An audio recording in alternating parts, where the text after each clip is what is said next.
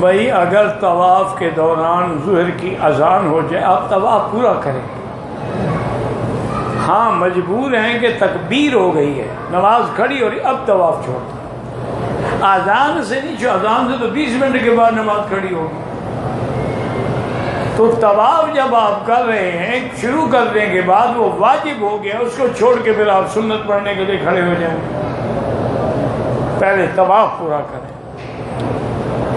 ہاں جب فرض جماعت کھڑی ہونے والی ہو پھر چھوڑ دیں. اونٹ کا پیشاب جو ہے اور دودھ وہ پاک ہے حنابلہ کے نزدیک. امام احمد بن حنبل رحمۃ اللہ علیہ فرماتے ہیں کہ ہر وہ جانور، اس کو کہتے ہیں ما یوکل لحمہ، جس کا گوشت حلال ہے اس کا پیشاب بھی حلال.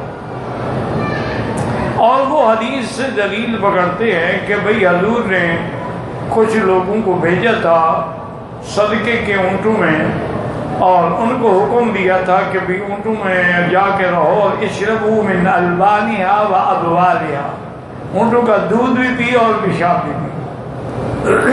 اس حدیث سے ان کی استدلال ہے. امام ابو حنیفہ رحمۃ اللہ علیہ فرماتے ہیں کہ بالکل نہیں، جانور کا پیشاب ہو وہ حرام ہے، چاہے وہ مایو کا لحم ہو یا نہ ہو.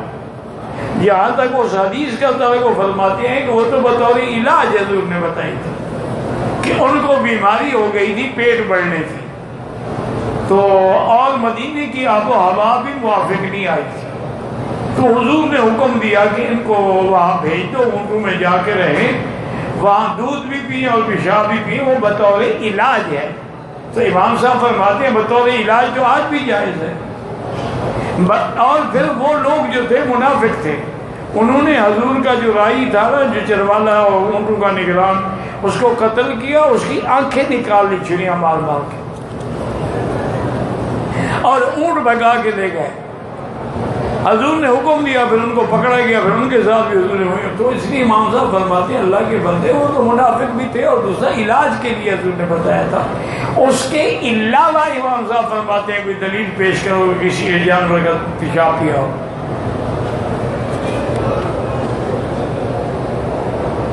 بہرحال اب بھی یہ علاج ہے ہیپاٹائٹس جو ہے نا آپ کے ملک میں، اللہ بچائے ہر مسلمان کو، تو اس کا علاج ہے یہ اونٹ کا پیشاب بھی اور دودھ بھی. حضرت انس رضی اللہ تعالی عنہ کا جو اپنا قول مبارک ہے وہ یہ فرماتے ہیں کہ ختم تو 10 سنین، میں نے 10 سال حضور کی خدمت کی ہے.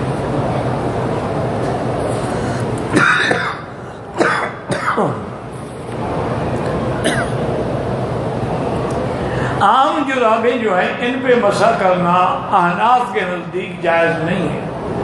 احناف کہتی ہیں کہ جائز ہے لیکن علی الخفین، یعنی موزی ہوں چمڑے کے،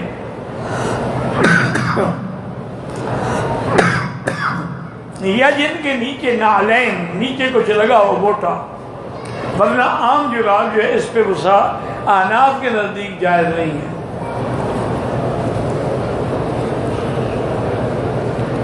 کہتے ہیں جی کہ عبادت میں اور دعا میں توجہ کیسے بنائیں. لا حول.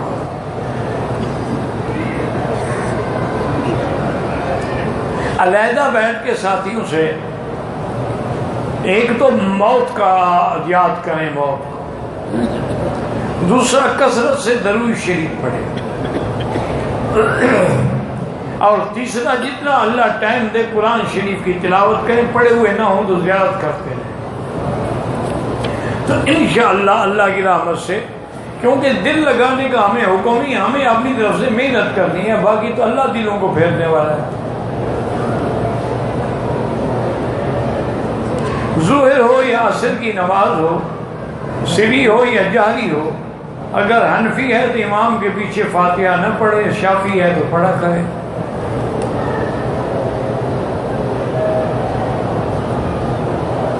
خاوند کے مرنے کے بعد عورت غیر محرم، کس سے غیر محرم ہو جاتی ہے؟ یہ بھی تو لکھو، تو مر گیا، اب محرم ہو یا غیر محرم ہو کیا فرق پڑے گا؟ وہ تو مسئلہ ہے کہ اگر اور آدمی موجود ہیں تو عورت غسل نہ دے. لیکن کوئی نہ ہو تو عورت غسل دے گی. حضرت ابی ذر کو بھی ان کی بیوی نے غسل دیا.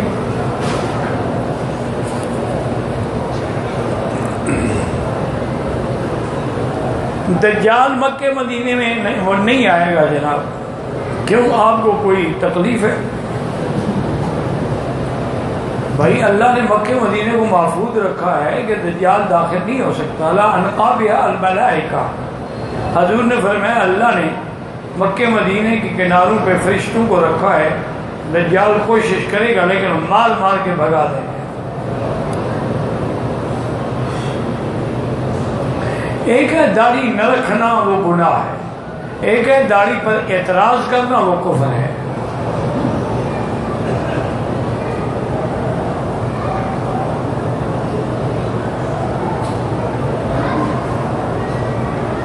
ایک عورت کو حیض آ گیا، اس کے ساتھ دوسری عورت بھی نہیں ہے. اب اس کا خاوند گھر میں نماز پڑھے یا حرم میں پڑھے؟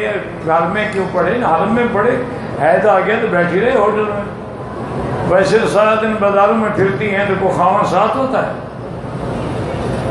عجیب بات یہ ہے. اس کی وجہ سے خاوند صاحب بھی بیٹھے رہے کہ عورت جو حیض میں ہے وہ اکیلی نہ رہے. اگر اتنا زیادہ پیار ہے تو اس کو لے آؤ، میدان میں بٹھا دو، تم نماز پڑھ کے پھر لے کے چلے جاؤ.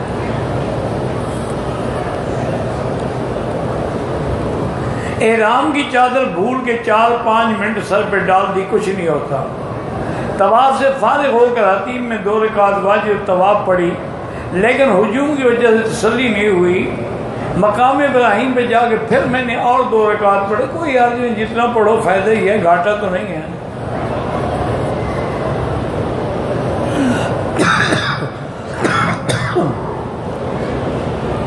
ٹوپی کے بغیر نماز، ٹوپی کے بغیر حضور پاک نے کبھی نماز نہیں پڑھی سر ننگے، الا حالت احرام میں. ورنہ ہمیشہ حضور نے یا امامہ کے ساتھ پڑھی ہے یا ٹوپی کے ساتھ پڑھی.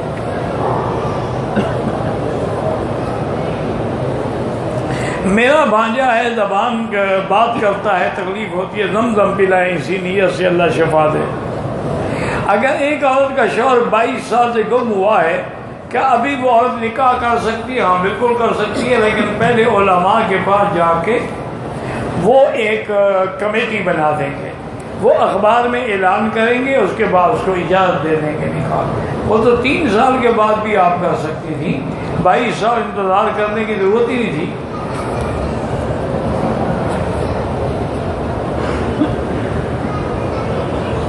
عمرہ کرتے وقت کوئی غلطی ہو جائے تب دم واجب ہوتا ہے؟ کوئی واجب نہیں ہوتا جب تک واجب نہ چھوٹے. بہرحال اگر دم واجب ہو تو حقدار غریب لوگ مسکین جو وہاں کھڑے ہوتے ہیں نا ان کو دے دیا جائے، یا کسی مدرسے میں دے دیں، وہ خود تقسیم کریں گے. کالا کپڑا پہننا جائز ہے، نماز بھی اس میں جائز ہے، لیکن بطور سوگ کے پہننا منع ہے.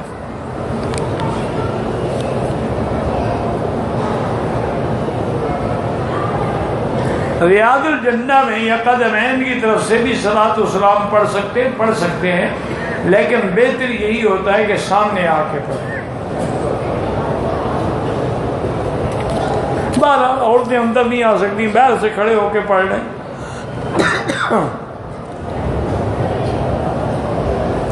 اگر کسی نے عصر کے بعد طواف کیا، 2 رکعت واجب الطواف بھی پڑھ لی، اللہ قبول کرے، لیکن افضل یہی ہے کہ نہ پڑھے. لا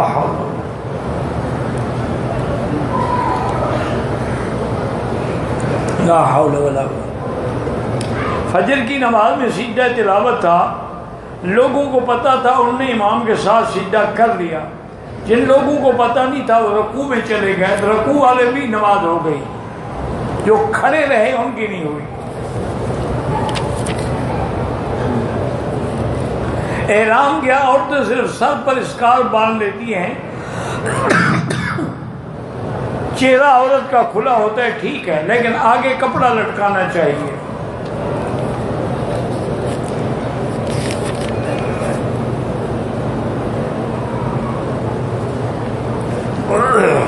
سامنے کھڑے ہو کے صلاۃ والسلام پڑھیں، الصلاۃ والسلام علیک یا رسول اللہ. ایک عورت میقات پہ پہنچ گئی، ذوالحلیفہ مدینہ شریف، حیض آ گیا، نیت کر لے، آ کے ہوٹل میں بیٹھی رہے، جب پاک ہو غسل کر کے عمرہ کرے۔ حیض میں نیت کرنا تو منع نہیں ہے، نہ لبیک پڑھنا منع ہے۔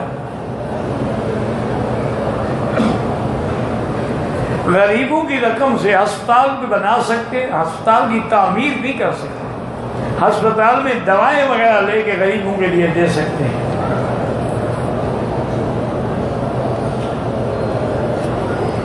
بیوی واقعی اللہ کا حق ادا نہیں کر سکتی جب تک خاوند کا حق، جب خاوند کا نہیں کرے گی تو خدا کا کیا کرے گی؟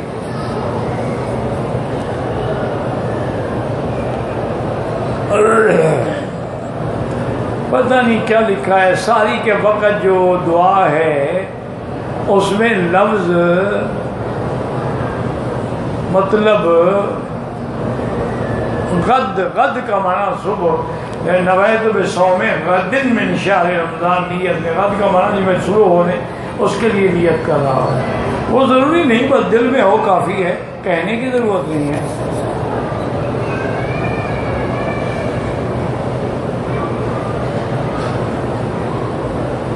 جنگ بدر میں بھی فدیہ تھا کہ ہر بندہ 10 بچوں کو پڑھائے، یہ تو کوئی فدیہ نہیں تھا، یہ تو تم نے بنایا ہے، وہ تو فدیہ کافروں سے لیا گیا تھا۔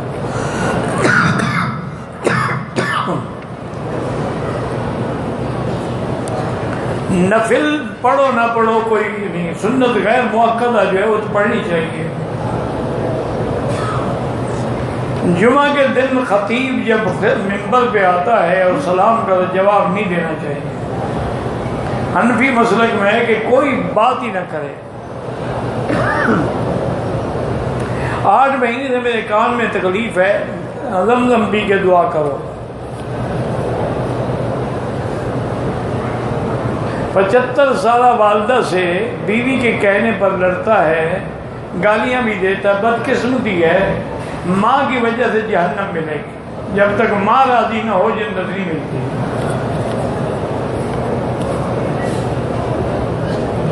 شیطان فرشتوں میں سے، فرشتے تو کبھی شیطان بن ہی نہیں سکتے، وہ تو معصوم ہے اللہ کے بندے۔ شیطان جنوں میں ہے، کان من الجن ففسق عن امر ربہ۔ امام اگر ربنا ولک الحمد کہے، ولک الحمد کہے، لک الحمد کہے، اللہم لک الحمد، کوئی فرق نہیں پڑتا۔ استلام کرتے ہوئے کبھی کبھی بسم اللہ اللہ اکبر بھی کہتے، کوئی حرج نہیں۔ عمرے سے طواف افضل ہے، لیکن جتنا دیر عمرے میں لگے اتنا دیر طواف کرتے رہو۔ جمعہ کے بعد 4 سنتیں احناف کے نزدیک سنت مؤکدہ ہے۔ اگر کوئی آدمی ایک دن میں 3 عمرے کرے تو ہر دفعہ سر منڈانا پڑے گا، بال ہوں نہ ہوں اس طرح پھروانا ہوگا۔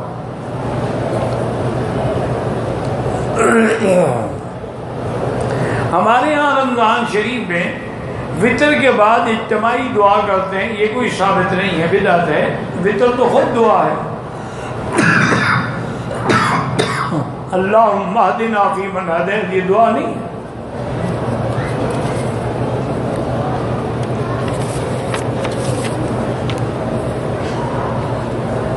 ایک شخص نے طواف صفا کر لی، بال نہیں کاٹے، استنجا کرنے کے لیے احرام کھولا، حمام میں گندی چھینٹیں پڑنے سے احرام کا کوئی فرق نہیں پڑتا احرام کھولنے سے۔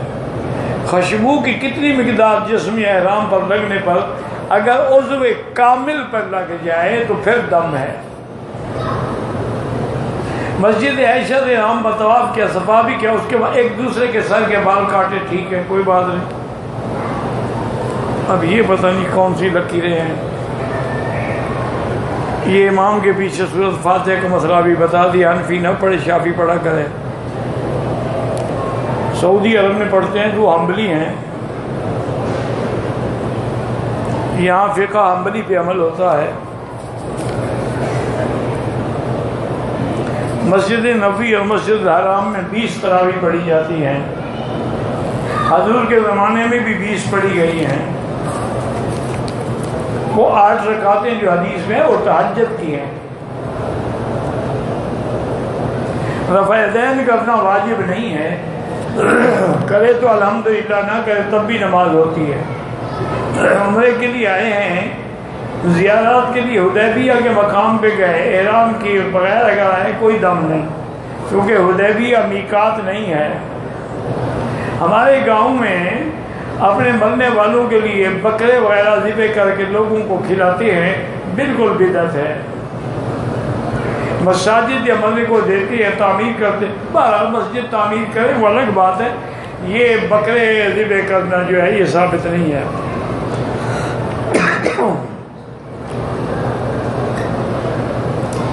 اللہ کے رسول نے فیضین کیا بھی ہے اور منع بھی کیا ہے، دونوں حدیثیں پڑھا کرو نا، ایک نہ پڑھا کرو نا۔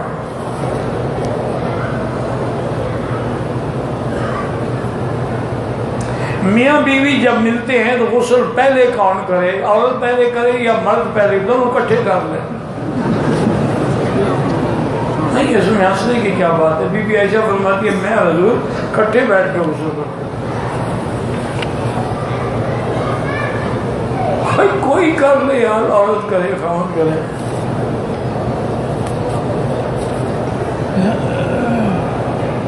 جرابوں پہ مسح، حنفی مسلک پہ نماز نہیں ہوتی۔ سال کی الوداعی طواف نہ کرے، سال کی بچی الوداعی طواف عمرے میں ہوتا ہی نہیں۔ مرد احرام کے لیے طواف کے لیے احرام نہیں باندھ سکتا، مدینہ منورہ سے نیت کر لی، اس کے بعد اسے عہد آ گیا، اب مکے میں اس کے 12 وہ مکے میں رہے، جب پاک کو غسل کر کے عمرہ کرے، واللہ اعلم۔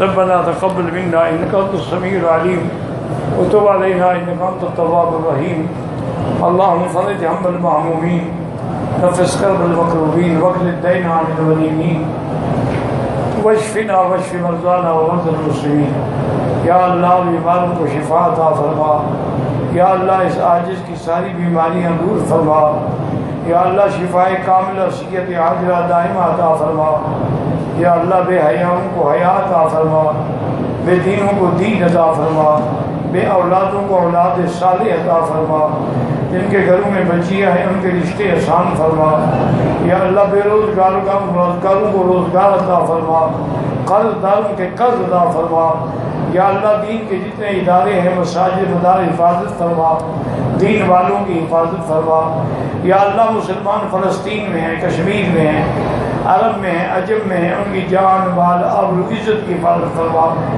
یا اللہ حرمین الشریفین کو قیامت تک فتنے سے محفوظ فرما، یا الہ العالمین پاکستان کی حفاظت فرما، یہود اور ہنود کی سازشوں سے محفوظ فرما۔ ربنا تقبل منا انک انت السمیع العلیم وتب علینا انک انت التواب الرحیم۔ صلی اللہ تعالی علی خیر خلقہ سیدنا محمد وعلی آلہ وصحبہ اجمعین۔